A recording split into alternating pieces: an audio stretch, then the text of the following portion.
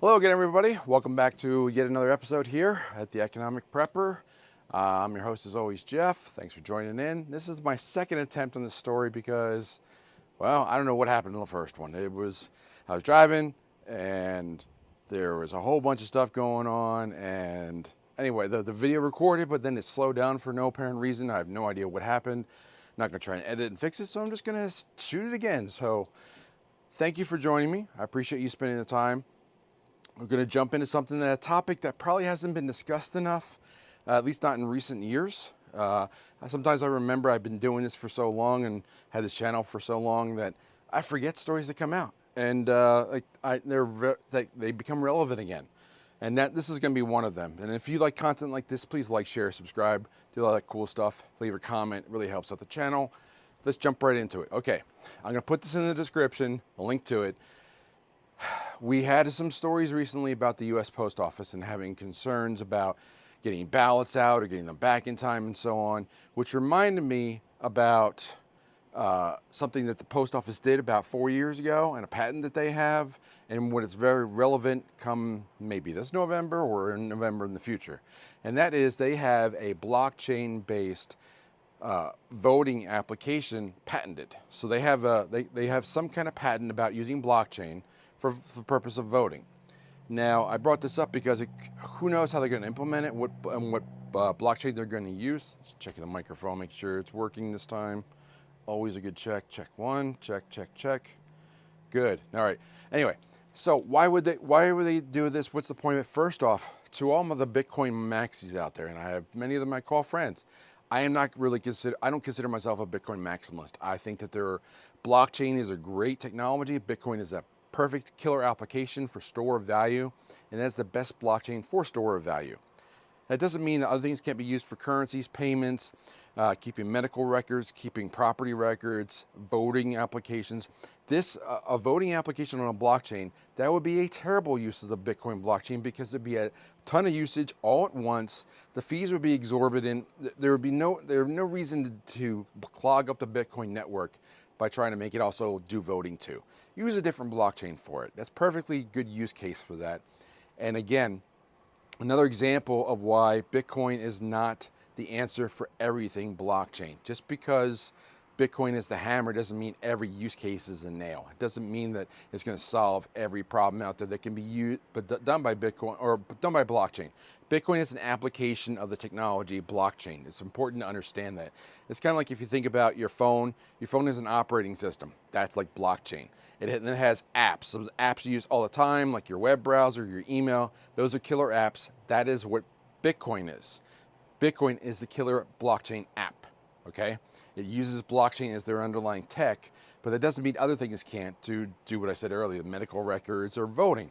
So when they're saying that there could be issues with polling and voting and such, I think that I thought about this, and I thought about I haven't heard anyone mention this in a long while, and it's quite possible if you want to have a public record and want to do voting in a modern way and not have it, not necessarily go back to paper, but keep it modern and keep it available so that you could immediately audit it, immediately tally it, immediately check that there were no multiple users and such. So because Bitcoin or blockchain can be made to be anonymous or pseudo-anonymous, you could have an ID number based on your name. So you can use your name or your social security number or something to generate your own passkey to the blockchain or some unique identifier. Go and vote, and then you can check your own records of your voting was there and that it was tallied.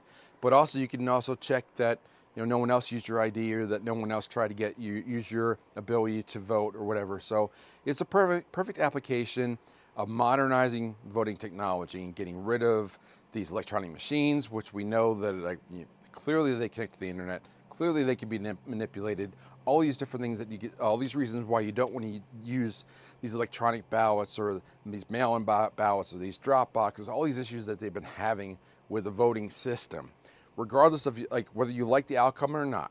Now, not going to get into that, but regardless of how the outcome of any voting is, you want to have the technology that's driving the voting to be solid and accurate and all those good things, auditable, public. if we like, I remember, what is it? I think it was back in the university days, they used to put up your grades next to your social security number. So you could look up, you know, no one knew who, obviously, hopefully no one knew everybody else's social security number or some kind of identifier, student ID, something on the wall. So that here's your grade and here's your number. Now, mostly predates me because I don't really remember that very much, but something that you could put out there. Now, I'll keep this short and sweet, but I just wanted to make sure that everybody knew that there is a patent that's out there that uses blockchain, that a division, I don't know what the Postal Service is. If you know what the accurate description of the Postal Service is, a reflection of our government, I call it a government agency, that's fine. But some arm of the government already has blockchain technology that can be used to track voting and have it as a public record, and you can audit it and you can have all that good stuff. And again, Bitcoin maxis, this is not a good use case for Bitcoin. It would be bad for the network. Just think about that. All right, just think about, you know, how many times they want to ping the network all in a given day. Wouldn't work, not even locally, but certainly not nationally. So a lot said today. I'm going to leave that video out there. I'll leave the descriptions and the link for the patent, and also the issue about, like, the post office was saying that there may be issues with the mail around election time. So keep that in mind, just putting it out there. But go and check out that patent. It is interesting and it's a great application of blockchain. Another reason why blockchain should be out there, and it's a perfect use case. So a lot said today. Looking forward to reading your comments, and I'll see you in the next video. Take care.